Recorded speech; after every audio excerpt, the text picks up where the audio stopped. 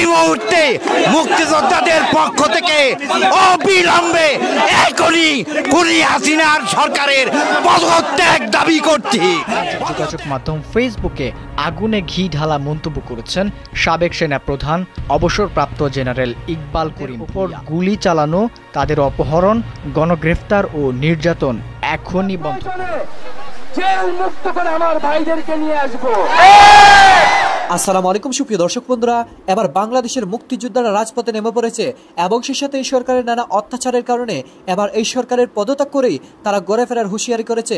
দর্শক বন্ধুরা, এমন কিছু হুঁশিয়ারি দিয়েছেন বাংলাদেশের অনেক মুক্তিযোদ্ধারা।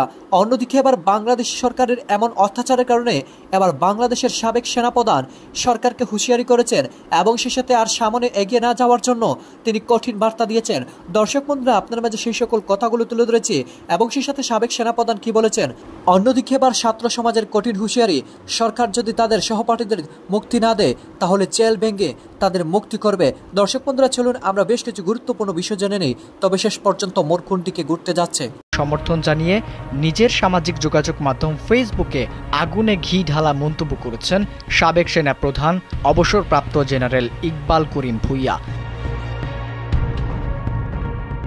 শুক্রবার সামাজিক যোগাযোগ মাধ্যম ফেসবুকে ইংরেজি ও বাংলায় পোস্ট করেন তিনি। এতে সাবেক সেনাপ্রধান লেখেন, যথেষ্ট হয়েছে, এই অন্ধ উন্মত্ততার অবসান জরুরি। আমাদের সন্তানদের ওপর গুলি চালানো, তাদের অপহরণ, গণগ্রেফতার ও নির্যাতন এখনই বন্ধ করুন। এর আগে বৃহস্পতিবার আরেক পোস্টে তিনি লেখেন, আল্লাহ রাব্বুল আলামিনের দরবারে বৈষম্য বিরোধী আন্দোলনে তাজা প্রাণ উৎসর্গকারীদের শহীদের রুহের মাগফিরাত কামনা করছি। সম্প্রতি শিক্ষার্থীদের প্রতি সংহতি প্রকাশ করে নিজের ফেসবুক প্রোফাইল পিকচার এবং কাভার ফটো লাল রঙে পরিবর্তন করে আলোচনায় আসেন তিনি। তার এই পোস্টের পর অনেকেই তা শেয়ার করার পাশাপাশি নানা রকম মন্তব্য করতে শুরু করেন।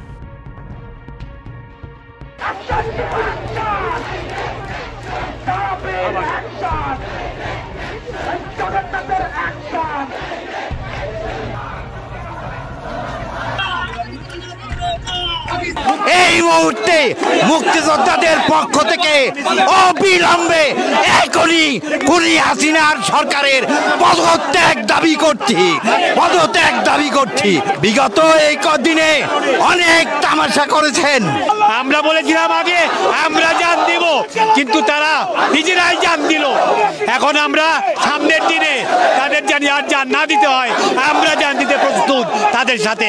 যারা ভুয়া মুক্তিযোদ্ধা ৭১ মুক্তিযোদ্ধা করে নাই, তারা আজকে আওয়ামী লীগের পক্ষে, হাসিনার পক্ষে। সুতরাং সারা দেশের বাংলাদেশের মুক্তিযোদ্ধারা যারা দেশ স্বাধীন করেছে তারা আজকে জনতা ছাত্রদের পক্ষে। এই কথা আমরা বলতে পারি আপনাদেরকে, আমরা হাত দিয়ে গল করে হাত দিয়া। যে পর্যন্ত ছাত্রদের এই দাবি, আমাদের জনগণের ভোটারদের দাবি মানে না হইবে, সে পর্যন্ত হাসিনার পতনের পর্যন্ত আমরা শেষ বিজয় দিয়ে আবার রক্ত দিয়ে আমরা বাড়ি থাকবো ইনশাআল্লাহ। আমরা মুক্তিযোদ্ধারা কোনো কোটা চাই না, তবু আপনারা এই কোমলমতি শিশুদের বুকে গুলি করিয়েন না। ৭১ থেকে এই পর্যন্ত আমাদের যুদ্ধ থেমে নাই। আজকে বুকটা ভরে যায়, কিন্তু আমাদের কান্দাও আসে, গন্ধনও আসে। এত অল্প বয়সী প্রাণের ধ্বংস হলো, এই একটা হত্যারও আমরা অন্যথায় যেতে দেব না। আমরা ৭১-এ যেই যুদ্ধ শেষ করতে পারি নাই, আমরা এই আমাদের কোমলমতি ছাত্রছাত্রীদের, শিক্ষার্থীদের মাধ্যমে সেটা আমরা ইনশাআল্লাহ পূরণ করব। আমরা এই মুহূর্তে ঘোষণা করছি, সারা দেশে যে সমস্ত মুক্তিযোদ্ধারা ৭১-এর রণাঙ্গনের মুক্তিযোদ্ধারা এখনো বেঁচে আছে, তাদেরকে করজোরে অনুরোধ করব, আপনারা এই কোমলমতি ছাত্রদের পাশে এসে দাঁড়ান। আমরা দাঁড়িয়েছি, ওদের পথপ্রদর্শকের ভূমিকায় আপনারা দাঁড়ান। আমরা দাঁড়িয়েছি, আমাদের পাশে এসে দাঁড়ান। আমরা খুনি হাসিনার পতন চাই। ১৯৭১ সালের রণাঙ্গনের মুক্তিযোদ্ধারা আমরা আজকে একত্রিত হয়ে কোমলমতি ছাত্রদের সাথে একত্রিত ঘোষণা করছি এবং তাদের রক্তের বদলা চাই। শেখ হাসিনা, এখনো সময় আছে, তুমি নীরব হও, এখনোই তুমি পদত্যাগ করো। আর তুমি এই দেশের রক্ত ঝরাবে না, তোমার রক্তের বন্যা আমাদের আর বুকে লাগেও না।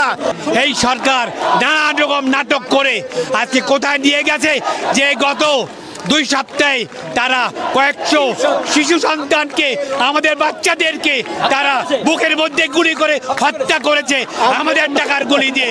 আমরা এর প্রতিবাদ জানাচ্ছি। আমরা আজকে আবু সাঈদ যেইভাবে দেখিয়ে দিয়েছে তার সিনা টান টান করে আমাদের লজ্জায় পড়েছি। আমরা আজকে সিনা টান টান করবো। আসো আমাদের বুকে গুলি মারো। মুক্তিযোদ্ধাদের পক্ষ থেকে আজকে আমরা বৈষম্য বিরোধী এই ছাত্র আন্দোলনে শরীক হওয়ার জন্য, একাত্মতা ঘোষণা করার জন্য আজকে আমরা এখানে দাঁড়িয়েছি। আমরা মনে করি আমরা সেদিন যুদ্ধে গিয়েছিলাম কোনো কোটা বা সুবিধার জন্য না, আমরা দেশটাকে স্বাধীন করার জন্য সেদিন যুদ্ধে গিয়েছিলাম। আমরা মনে করি আমাদের কোটার প্রয়োজন নাই, কিন্তু আমাদের এই কোমলমতি শিশুদের বুকে আর একটাও গুলি চালাবেন না। এই আন্দোলনের যারা নেতৃত্ব দিচ্ছে তাদের ইচ্ছা মতন যতক্ষণ পর্যন্ত সবকিছু না চলবে ততক্ষণ পর্যন্ত আমরা রাজপথে থাকবো। আমাদের সন্তানরা জীবন দিতে শিখেছে, আর আমাদের কোনো চিন্তা নাই, আমরা আছি তাদের সাথে। এই দেশের ছাত্রীদেরকে তুমি আর একটা গুলি চালাবে না। আমরা অনেক সহ্য করেছি, এখন ধৈর্যের বাঁধ ভেঙে গেছে। আমরা সবাই মুক্তিযোদ্ধারা একত্রিত হয়ে আজকে এই শহীদ মিনারের সামনে এসে ছাত্র জনতার সামনে সম্মুখীন হয়েছি। এই দেশে আর যেন কোনো গুলি চলে না। পুলিশ বাহিনীকে হুঁশিয়ার করে বলছি, আপনারা সবাই নিরপেক্ষ হন। ভারত হইতে সাবধান, ভারত থেকে সাবধান, রড থেকে সাবধান। এটা চেষ্টা করবে এই আন্দোলনকে অন্য খাতে নিয়ে যেতে, কিন্তু আপনারা এতদিন পর্যন্ত যা দেখিয়ে দিয়েছেন দিতে পারবে না, এবং আমরা আছি আপনাদের সাথে। আমরা ভাবি নাই আমাদের সন্তানরা এইভাবে নামবে, এইভাবে তারা 71-এর মতন জান দিতে প্রস্তুত থাকবে। আমাদেরকে তারা এই অভিভূত করেছে। আমরা তাদের কাছে কৃতজ্ঞ মুক্তিযোদ্ধা হিসেবে। আমরা তাদের সাথে আমরা প্রয়োজনে জেল মুক্ত করে আমার ভাইদেরকে নিয়ে আসবো।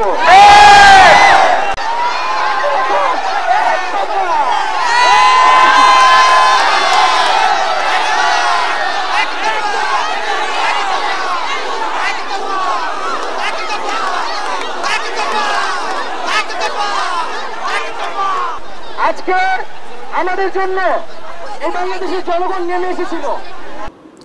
তো দর্শক বন্ধুরা, আপনারা হয়তো পুরো ভিডিওটি দেখে এবং সেই সাথে এই সকল বিষয়গুলো জেনে অবশ্যই বুঝতে পেরেছেন অবশেষে বাংলাদেশের সকল শ্রেণীর মানুষ এক হয়েছে, এবং সেই সাথে বাংলাদেশের সাবেক সেনাপ্রধান তিনি এই গুরুত্বপূর্ণ কথা বলেছেন, এবং সরকারকে পদত্যাগ করে অবিলম্বে বাংলাদেশের মানুষের প্রাণ ফিরিয়ে দেওয়ার জন্য তিনি আকুল আবেদন করেছেন। তো দর্শক বন্ধুরা, আপনারা পুরো ভিডিও দেখে এবং সেই সাথে বাংলাদেশের এই মুক্তিযোদ্ধাদের কথাগুলো শুনে আপনারা কি বুঝতে পেরেছেন? তবে কি বাংলাদেশে আরও একটি মুক্তিযোদ্ধা করেই তারাই দেশ স্বাধীন করতে যাচ্ছে?